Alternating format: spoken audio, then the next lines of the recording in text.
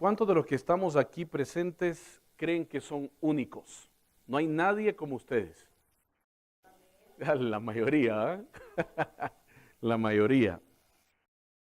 La personalidad, hermano y hermana, está constituida por ese montón de actitudes y comportamientos que hacen de usted la persona que es. Entonces, hasta cierto punto, usted y yo somos únicos. ¿Ya? Hasta cierto punto. Pero hay suficientes rasgos en común, según los psicólogos, entre muchas personas que les permite a ellos como clasificarlas en diferentes tipos de personalidad. ¿Sabía usted? Sí, sí sabía. Introvertidos, extrovertidos, impulsivos, pasivos, compulsivos, obsesivos. Esas ya son medio enfermedades, ¿verdad? Pero los psicólogos vienen y clasifican a estas personas basadas en este tipo de comportamientos y actitudes que tienen. Pero hasta cierto punto, cada ser humano es único. Ahora, uno no nace, hermano, extrovertido o introvertido o impulsivo o pasivo, no nace siendo líder o seguidor. Todas estas características se van desarrollando a lo largo de la vida, se van forjando con las experiencias, con las los diferentes rasgos con los que el Señor ha bendecido a cada persona, se va forjando con el caminar de los años. La vida cristiana, hermanos, la personalidad cristiana también se va forjando con el transcurrir de los años. El cristiano, hermano y hermana, tiene características que también lo distinguen del montón. Así como usted tiene características que lo distinguen del montón, así el cristiano también.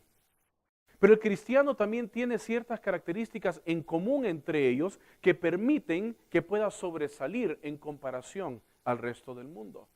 Entonces podríamos decir que hay una especie de personalidad cristiana. ¿Se había puesto a pensar en eso? Una personalidad que distingue a aquel que ha decidido rendir su vida a los pies del Señor, aquel que ha decidido acercarse a los pies del Señor. De igual manera que la personalidad secular, por así decirlo, la personalidad de la carne, se va forjando con los años, igual la personalidad espiritual, la personalidad cristiana se va forjando con los años. Usted no nace con todas las características de la personalidad cristiana, sino que se va transformando de gloria en gloria, dice el apóstol Pablo en 2 Corintios capítulo 3, versículo 18. El actuar del Espíritu Santo va ayudando a que usted sea diferente hoy de lo que fue ayer. Y mañana va a ser diferente de lo que fue hoy. Y pasado de lo que va a ser mañana. ¿Por qué? Porque el Espíritu Santo, dice, nos va transformando, nos va cambiando.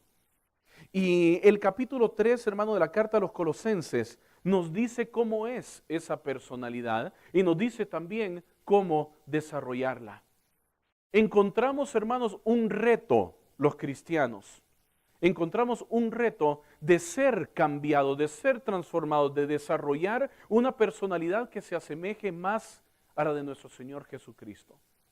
Efesios capítulo 4, versículo 13, alude al hecho de que se han constituido diferentes tipos de dones dentro de la iglesia para que pueda educarse a la membresía, educarse a los hijos del Señor a que vayan siendo cada día más como nuestro Señor Jesucristo hasta llegar a su plena estatura, dice el apóstol Pablo en Efesios capítulo 4. Y quiero, hermano, que veamos entonces rápidamente, esta va a ser una meditación bastante rápida, creo yo. 50 minutos pasan rápido, ¿verdad? Pero vamos a ver en Colosenses, hermanos, capítulo 3. Abra su Biblia en la carta a los Colosenses, capítulo 3. Y los primeros 17 versículos, hermanos, de este capítulo nos hablan de más o menos cómo se proyecta esta personalidad del cristiano. Cómo el cristiano es único en medio de tanta tiniebla que hay en el mundo. Dice además, o entendemos además de estos versículos, hermanos, de que el desarrollar una personalidad cristiana es un proceso, es algo que no se da de la noche a la mañana. Así como decíamos, se va forjando la personalidad de la carne, igual con el tiempo y con el actuar del Espíritu Santo, día a día se va forjando la personalidad del cristiano, la personalidad cristiana. Mire lo que dice los primeros 5 versículos del capítulo 3 de la carta a los Colosenses. Ya que han resucitado con Cristo, busquen las cosas de arriba donde está Cristo sentado a la derecha de Dios. Concentren su atención en las cosas de arriba, no en las de la tierra, pues ustedes han muerto y su vida está escondida con Cristo en Dios. Cuando Cristo, que es la vida de ustedes, se manifieste, entonces también ustedes serán manifestados con Él en gloria. Por tanto, hagan morir todo lo que es propio de la naturaleza terrenal, y vamos a parar a hacer pausa allí. El primer paso, hermano, para que tú y yo desarrollemos esta personalidad espiritual consiste en reconocer que la principal razón para cambiar nuestra vida es nuestra nueva relación con Cristo. El primer paso, se lo repito, el primer paso para poder desarrollar nuestra personalidad cristiana consiste en reconocer que la principal razón para cambiar nuestra vida es nuestra relación con Cristo. El apóstol Pablo empieza este capítulo diciendo, ya que han resucitado con Cristo. Esas son las palabras introductorias del apóstol Pablo.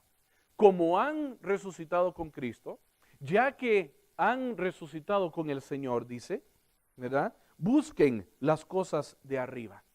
En el capítulo 2, si usted lee la carta a los Colosenses, en el capítulo 2, el apóstol Pablo le ha dado una voz de alarma al pueblo, a los hermanos en Colosas.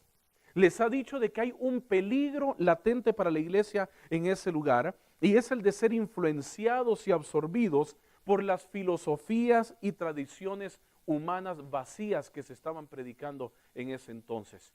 Usted mira Colosenses capítulo 2, versículo 8, le dice Pablo a los hermanos en Colosas, tengan cuidado, no se dejen llevar por huecas sutilezas, dice, por tradiciones humanas.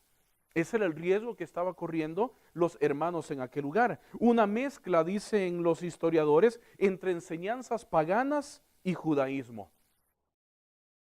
Y para contrarrestar el pecado a través de esta enseñanza, mire lo que dice el versículo 20 al 22 del capítulo 2. Capítulo 2, versículos 20 al 22 de ahí de Colosenses. Si con Cristo ustedes ya han muerto a los principios de este mundo, ¿por qué, como si todavía pertenecieran al mundo, se someten a preceptos tales como no tomes en tus manos, no pruebes, no toques? Estos preceptos, basados en reglas y enseñanzas humanas, se refieren a cosas que van a desaparecer con el uso. Tienen sin duda apariencia de sabiduría con su afectada piedad, falsa humildad y severo trato del cuerpo, pero de nada sirven frente a los apetitos de la naturaleza pecaminosa. La solución que estas enseñanzas proveían para el problema del pecado en la vida del hombre eran reglas humanas, dice Pablo. Y creo, hermanos, de que encontramos un principio clave acá en el versículo 23. De nada, dice, sirven frente a los apetitos de la naturaleza pecaminosa. Las reglas, hermano, las reglas y las barreras legalistas jamás evitarán que pequemos. Jamás evitarán que pequemos. Sin embargo, el entendimiento de nuestra relación con Cristo nos mantendrá alejados del pecado. Es lo que contrasta el apóstol Pablo en el versículo 1 del capítulo 3. Ya que han resucitado con Cristo, busquen las cosas de arriba. Como consecuencia de que ustedes ahora están en Cristo, busquen las cosas de arriba. Eso sí funciona, dice Pablo. El darse cuenta de que ustedes y yo estamos en una nueva relación. Estamos en una nueva condición. No en condición de muerte, sino en condición de vida. No en relación con el mundo, sino en relación con nuestro Señor Jesucristo. Y mire que lo que tiene que ocurrir como consecuencia de esta nueva relación. El versículo 2 dice entonces, busquen las cosas de arriba, donde está Cristo sentado a la derecha de Dios. Concentren su atención en las cosas de arriba, no en las de la tierra. Hablábamos el jueves pasado, hermano, en el estudio bíblico, de creer la necesidad de que como cristianos estemos enfocados. Y decíamos que el enfoque nos permite poner nuestra atención en solo una cosa y nos ayuda a que ignoremos el resto para que no nos distraigamos con ese resto. Y el cristiano, hermano, entonces está enfocado en las cosas del Señor, en las cosas de arriba. El apóstol Pablo lo dice aquí en Colosenses, de que como estamos en Cristo, tenemos que concentrarnos en las cosas de arriba.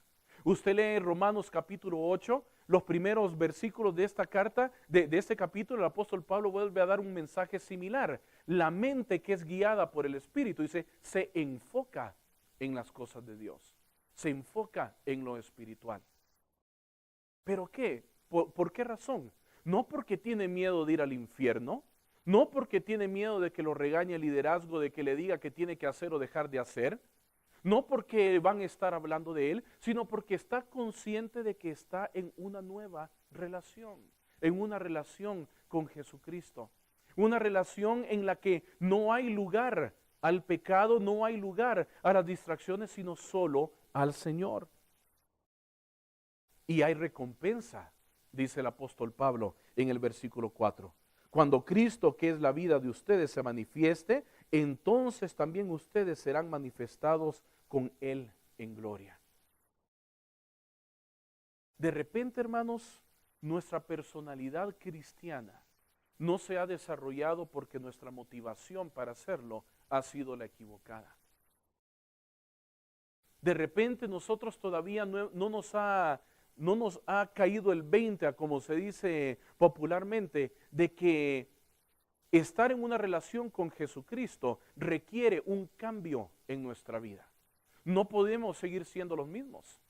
No podemos estar enfocados en las cosas que estábamos enfocados antes, porque ahora estando en Cristo, el enfoque es Él. El enfoque es Dios. Y lo demás es distracción. ¿Se había puesto a pensar en eso? Lo demás es distracción. Si el enfoque es Dios y lo demás es distracción, ¿qué tanto hay en estas distracciones que están interfiriendo entonces en el desarrollo de nuestra personalidad espiritual? Y algunas, hermanos, de estas distracciones son presentadas a nosotros de manera bonita, de manera como que son cosas que valen la pena, y algunas de ellas sí. Pero cuando nosotros dejamos de que éstas se conviertan ahora en nuestra dirección, en nuestro norte, en lugar de que Dios sea nuestro norte, entonces empezamos a fallar en nuestra vida cristiana, empezamos a fallar y a cojear en el desarrollo de nuestra vida espiritual, de nuestra personalidad cristiana. En nuestra relación con Cristo, hermano, Cristo se vuelve lo más importante para nosotros. Y por nuestro amor por Él, vamos dejando a un lado las cosas del mundo. Y pasan a ocupar un segundo plano en nuestra vida. En nuestra relación con Cristo, hermano, el saber que Cristo nos ha perdonado hace que deseemos permanecer firmes y nos alienta a resistir el pecado. En nuestra relación con Cristo, hermano, Cristo nos fortalece de manera que podamos vencer las tentaciones. ¿Por qué? Porque estamos conscientes de que vamos tomados de la mano con Jesucristo. Esa es la naturaleza del cristiano. Ese es un rasgo que define la personalidad del cristiano. Estando en una relación con Cristo, hermanos, sabemos que sencillamente no es apropiado vivir a como vivíamos antes. Ese es el resumen de este punto. Estando en una nueva relación con Cristo, simplemente entendemos que no es apropiado vivir a como vivíamos antes. Vivir como antes ya ni siquiera nos llama la atención. El apóstol Pablo, en la carta a los Filipenses, habla de cómo todo lo que él consideraba ganancia lo había dejado atrás. Y lo consideraba ahora basura. Cosas provechosas, ¿ah? Su educación, su trasfondo cultural, su trasfondo religioso. Ahora todo eso es basura para mí, dice. ¿Por qué? Porque yo prosigo al blanco. La meta que el Señor me ha puesto enfrente. ¿Mm? Lo demás es basura, es distracción. Entonces, dice, nos mantenemos enfocados. Entender entonces, hermanos, esta nueva relación con nuestro Señor es la solución o parte de la solución para que nosotros logremos desarrollar nuestra personalidad cristiana. Paso número 2. Mire lo que dicen los versículos 5 al 11 del capítulo 3 de Colosenses. Versículos 5 al 11. Por tanto, dice, hagan morir todo lo que es propio de la naturaleza terrenal: inmoralidad sexual, impureza, bajas pasiones, malos deseos y avaricia, la cual es idolatría. Por estas cosas viene el castigo de Dios. Ustedes las practicaron en otro tiempo cuando vivían en ellas, pero ahora abandonen también todo esto: enojo, ira, malicia, calumnia y lenguaje obsceno. Dejen de mentirse unos a otros, ahora que se han quitado el ropaje de la vieja naturaleza con sus vicios y se han puesto el de la nueva naturaleza, que se va renovando en conocimiento a imagen de su Creador. En esta nueva naturaleza no hay griego ni judío, circunciso ni incircunciso, culto ni inculto, esclavo ni libre, sino que Cristo es todo y está en todos. El segundo paso, hermanos, para desarrollar esta personalidad espiritual, esta personalidad cristiana para nosotros, es hacer morir los rasgos terrenales. Primero, entendemos que estamos en una nueva relación con Cristo. Segundo, viene el paso que nos toca hacer a nosotros: hacer morir en nuestra vida los rasgos terrenales, los rasgos de la vida terrenal, la vida antigua. El apóstol Pablo, hermanos, en esta sección del 5 al 11 utiliza 3 verbos diferentes que aluden a lo mismo, una acción de nuestra parte: hacer morir, abandonar y quitar. Versículos 5, 8 y 9. Otras versiones utilizan hacer morir, dejar y despojar.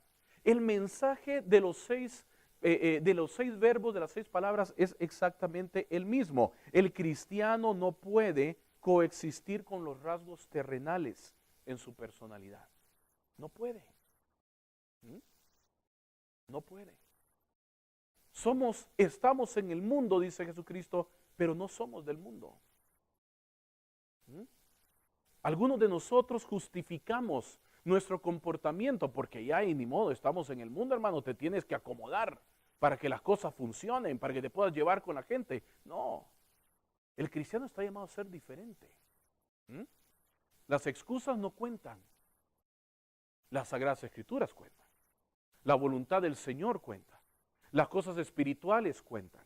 La nueva relación en la que estamos con el Señor cuenta. Y en esa relación entendemos que nos corresponde hacer morir lo terrenal en nuestra vida. El apóstol Pablo hace un listado, hermanos, de algunos aspectos que debemos hacer morir en nuestra vida. Mira lo que dice el versículo 5. Empieza diciendo que el cristiano tiene que hacer morir, dice, la inmoralidad sexual, la impureza, las bajas pasiones, los malos deseos. Vamos a hacer una pausa ahí. Pecados sexuales. No, esto no se va a convertir en una prédica R, ¿verdad? O sea, la vamos a dejar en una prédica G, ¿verdad? Pero el asunto está, hermanos, de que todos estamos expuestos, ¿verdad? Estamos expuestos a este tipo de pecado. Dice el apóstol Pablo: hagan a un lado, hagan morir la fornicación, dicen algunas versiones, o la inmoralidad sexual, la misma palabra.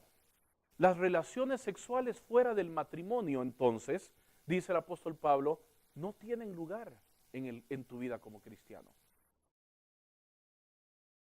Y esto es algo que le aplica mucho a todos nosotros, jóvenes y viejos. Jóvenes y viejos. ¿Por qué? Algunos están entrando en una etapa en la que las hormonas empiezan a alborotarse. Otros están entrando en una etapa en la que ya hay relaciones de noviazgo un poco más serias. Otros ya estamos pasados de esa etapa, estamos en matrimonio, ¿verdad? Y se nos presentan tentaciones en el trabajo o en otros lugares. Y dice el apóstol Pablo: hagan morir ese tipo de situaciones en su vida. la fornicación, la impureza o suciedad de mente, usan otras versiones. Ponerle doble sentido a todas tus bromas. ¿Mm? Todo lo que te dicen, no hay nada que lo puedas agarrar limpio. Todo aquí en la mente lo tergiversa y le da vuelta, ¿verdad? Y tu impureza sale a flote. Ya te echas una turricita medio picarona, ¿verdad? Cuando alguien dijo algo, ¿y de qué te está riendo? ¿Qué es lo divertido? No, me estoy acordando de algo. En tu mente ya le diste vuelta a lo que te dijeron, ¿verdad? Y ya lo convertiste en algo sucio cuando no tenía nada que ver. La impureza, dice, hay que hacerla morir. Pasiones desordenadas, un deseo excesivo de obtener placer carnal. ¿Por qué el apóstol Pablo considera importante hablar de todo esto? Que en algunos lugares todo esto es tema tabú. Prefieren no tocarlo, prefieren no hablar de eso. Pero el apóstol Pablo es bien claro en decir que todo eso carnal no tiene lugar en nuestra vida, en nuestra personalidad cristiana. Es porque estamos expuestos, hermano. No nos podemos engañar pensando de que, no, eso a mí no me pasa. No, eso conmigo no, yo no corro ningún riesgo ahí. Todos, hermanos, tenemos el riesgo de caer en estos pecados. Continúa diciendo, hagan morir los malos deseos, la búsqueda de lo obsceno, de lo indecente. ¿Mm? Hay algunos que intencionalmente buscan, ¿verdad?, la indecencia, la obscenidad. Estamos en diferentes etapas de la vida, pero todos estamos expuestos. Eso le cae a los hombres, dicen las hermanas. No, también a las hermanas les cae. También a las hermanas. Mire lo que continúa diciendo en el versículo 5. También hagan morir, dice, la avaricia. La avaricia es definida, hermano, en el diccionario como el deseo desmedido de poseer y adquirir riquezas para atesorarlas. Eso es ser avaro. Querer tener de todo. Querer tener de todo. Y tenerlo para mí, y tenerlo ahí en mi casa, solo para mí. Esa es la avaricia, un deseo desmedido de tener lo material. Y vivimos en un mundo, hermanos, en donde el atesoramiento de estas cosas terrenales son inculcadas y definidas como éxito. Como éxito. Si tú tienes un carro del año, eres exitoso. Pero si tienes un carro de los 70s o de los 80s, no eres exitoso. Si tú tienes una casa, eres exitoso. Pero si tú vives en cualquier otro lugar, no eres exitoso. Si tú tienes educación, universitaria, eres exitoso. Pero si tú nunca te graduaste de high school, no eres exitoso. Todo el éxito supuestamente está definido en el aspecto material. Y el acumulamiento de las cosas terrenales son parte de esa definición del ser exitoso. Tienes buen trabajo, tienes buenos carros, tienes una buena tele, una buena casa, etc. Y dice el apóstol Pablo, hagan morir en ustedes la avaricia. ¿Por qué? Porque la avaricia es idolatría, dice Pablo. La avaricia es idolatría. ¿En qué consiste la idolatría? La idolatría es poner algo por encima de Dios. Algo como prioridad más alta que Dios. Eso es la idolatría. Entonces dice el apóstol Pablo, cuando alguien es un avaro, para esa persona está por encima de Dios el acumular bienes materiales. Pero resulta ser, hermano, de que no solo los bienes materiales pueden convertirse en nuestro ídolo. No solo las cosas materiales pueden terminar ocupando un lugar más alto, una prioridad más alta en nuestra vida que Dios. No nos engañemos. A veces la familia se convierte en nuestro ídolo. El trabajo se convierte en nuestro ídolo. Es muy fácil sacrificar a Dios como prioridad y poner otras cosas tangibles como prioridad sobre Dios. Y se convierten en nuestro ídolo. Hagan morir eso, dice el apóstol Pablo. La avaricia, que es idolatría, no necesitas tener una imagen, un santo aquí que te arrodilles delante de él para decir, entonces tú eres idólatra. No. Cuando tú pones algo por encima de Dios como prioridad, entonces estás cayendo en idolatría. Hazla morir, dice el apóstol Pablo. Dice el versículo 6, por estas cosas viene el castigo de Dios. De repente, hermano, algunas de las cosas que están pasando en tu vida es porque tus prioridades no están bien ordenadas. Porque el Señor no le estás dando la prioridad que le corresponde en tu vida. No estoy diciendo de que todo lo que pasa en tu vida es por eso, no. Pero ponte a analizar, examina tu vida, examina cuáles son tus prioridades, examina quién está en la parte de arriba. Porque yo les aseguro que si les pregunto quién es su prioridad uno, para todos es Dios. Todo mundo, esa es la respuesta estándar. Para todos es Dios. Pero nuestras acciones a veces dicen lo contrario. Examina tu corazón. Examina tu estilo de vida y mira qué es lo que ocupa prioridad uno en tu vida. Porque por esto dice, por estos pecados, dice el versículo 6, viene el castigo, viene la ira de Dios en los hijos de desobediencia, dicen algunas versiones. Versículo 8, otra cosa que estamos llamados a hacer morir como cristianos. Pero ahora dice, abandonen también todo esto, enojo, ira, malicia, calumnia y lenguaje obsceno. Pecados del temperamento, hermano. Pecados del temperamento. A mí me parece interesante. Todo mundo tiene mal carácter, ¿verdad? Todo mundo tiene mal carácter. Todo mundo tiene mal genio. Estamos acostumbrados a hablar de los demás como enojones, como que pierden la paciencia bien rápido, etcétera. ¿Quién es enojón aquí? ¿Quién? Ahí está.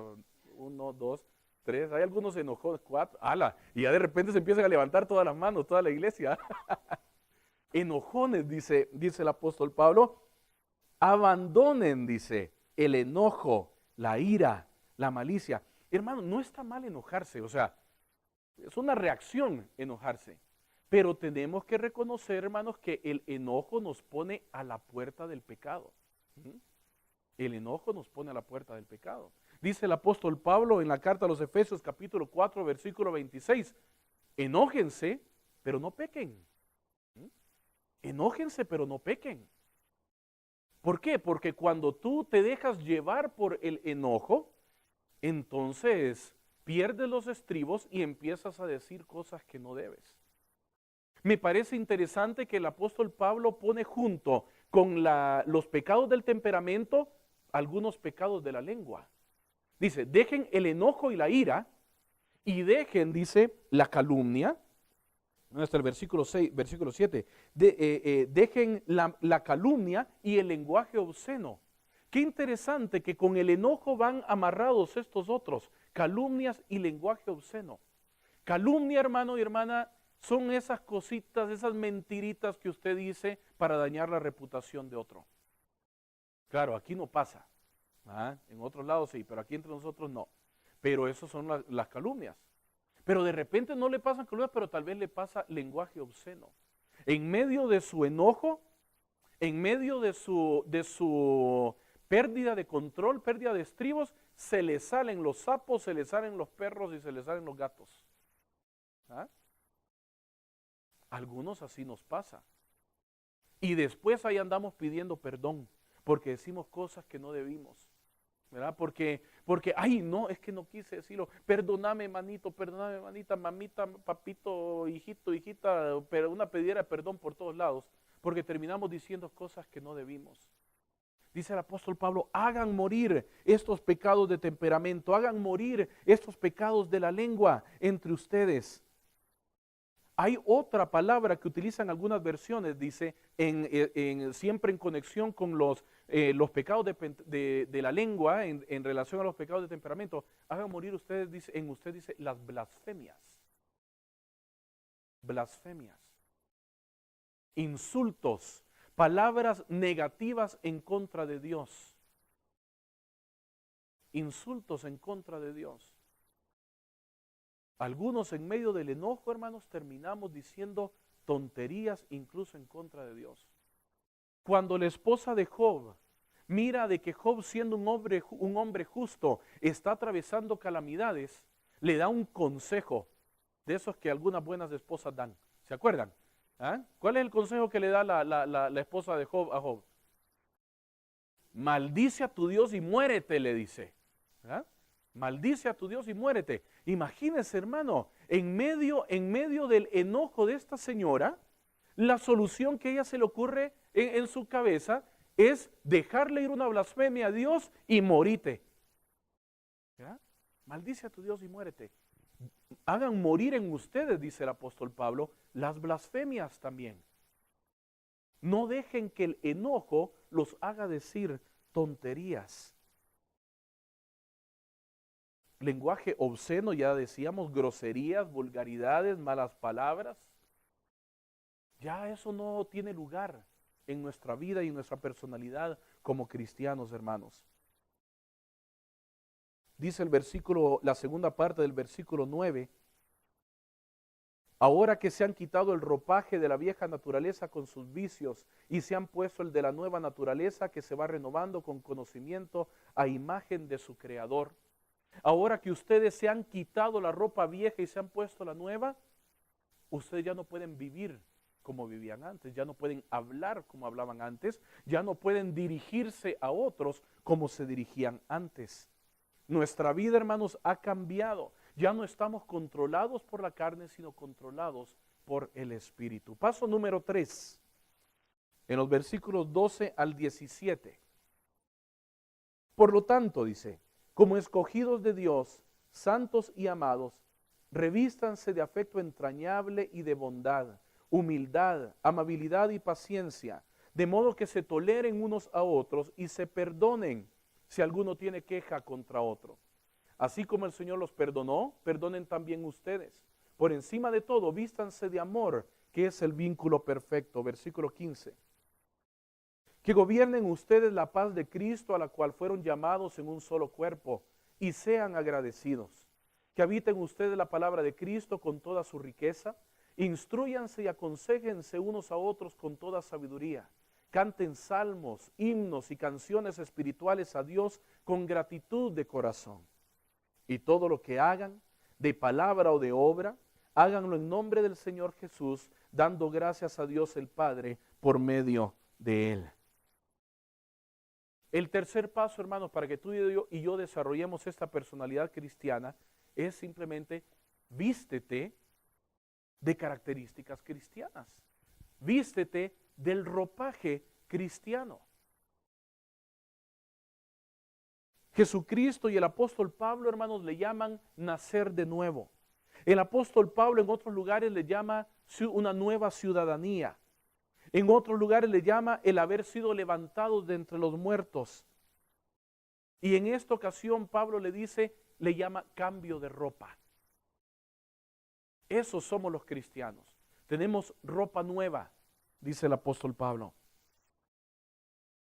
La personalidad pecaminosa, hermanos, la ropa vieja nos la hemos quitado y es necesario que nos pongamos una nueva, la de la personalidad cristiana.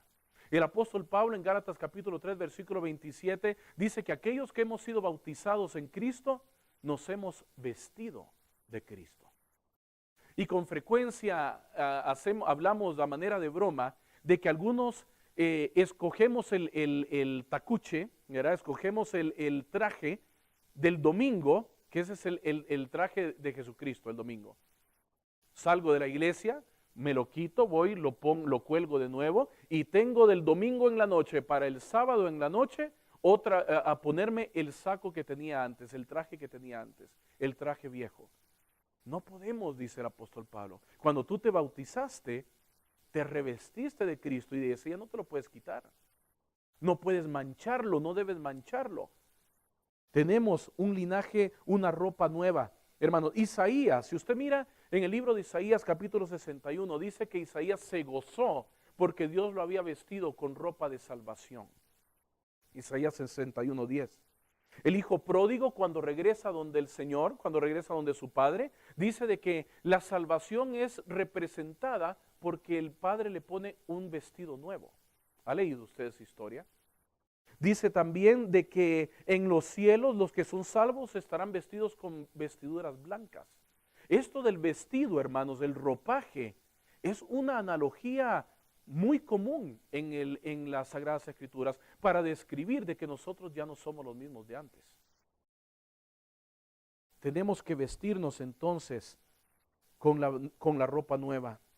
El versículo 2, hermanos, nos sugiere y nos manda a que tenemos que vestirnos de un interés genuino y de un afecto por los demás. Un afecto entrañable, dice. Es la frase que utiliza. Vístanse de bondad, vístanse de humildad también. Y ahí empezamos, hermanos, a reflejar el carácter de nuestro Señor. Jesucristo, cuando está con los apóstoles y le lava los pies, la lección que les quiere dar no es de que debemos lavarnos los pies los unos a los otros. Es que no debemos pensar de nosotros más allá de lo que somos o de lo que debemos. Y que con humildad debemos servirnos los unos a los otros. Esa es la lección. No de que tenemos que andarnos lavando los pies los unos a los otros. Es de que tenemos que adoptar en nuestra vida el corazón que había en nuestro Señor. Un corazón de siervo. Un corazón de servicio para nuestros hermanos y aquellos que nos rodean. Vístete también, dice, de paciencia, de tolerancia, de perdón.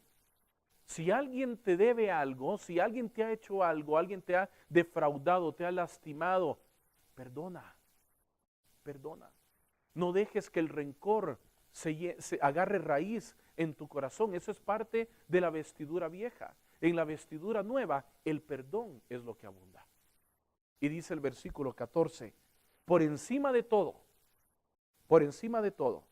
vístanse de amor, que es el vínculo perfecto. El amor, hermano, es el clímax de la vida cristiana, de la personalidad cristiana. La gloria de la personalidad cristiana. Es el reflejar el carácter de Dios, porque Dios es amor, dice 1 de Juan. Cuando tú te llenas de amor, has llegado a reflejar a la perfección a tu Padre Celestial. Llénate de amor, dice. Del versículo 15 al 17 nos habla también que debemos, en el contexto de la iglesia, vestirnos de actitudes, hermanos, y acciones que permitan una armonía dentro de la hermandad. Habla de paz, habla de adoración, habla de una instrucción y consejos, edificación mutua. De eso vístanse, dice el apóstol Pablo. Esa es parte de la nueva ropa. Esa es parte de la nueva personalidad en nuestro Señor Jesucristo. Alguien que ha sido salvo, hermanos, por Cristo y que se ha entregado al Señor, lo controla lo espiritual en lugar de lo carnal. Pasa el tiempo pensando acerca de lo que Cristo ha hecho por él. Su meta es ser lo que Cristo quiere que él o ella sea. Ese es su enfoque. Piensa de sí mismo como estando inmerso en Cristo y poniendo su mirada en el día en el que va a estar allá con el Señor en gloria. No en las cosas de acá, no en las cosas terrenales. Hace lo mejor que pueda para renunciar al mundo con la ayuda del Espíritu Santo. Se deja transformar por el Señor. Su corazón está blando y no tiene orgullo y permite que el Espíritu Santo trabaje en su vida. Y al final de cuentas, hermano, es obediente a lo que dice el versículo 17. Todo lo que hagan, de palabra o de obra, háganlo en el nombre del Señor Jesús, dando gracias a Dios el Padre por medio de Él. Esa es la personalidad cristiana, hermanos, que usted y yo debemos reflejar, debemos proyectar. Examinemos nuestra vida, veamos a la luz de Colosenses capítulo 3, cómo va avanzando nuestra personalidad, cómo vamos desarrollándonos, cómo vamos creciendo en este caminar espiritual al que hemos sido llamados. Que Dios nos bendiga, hermanos.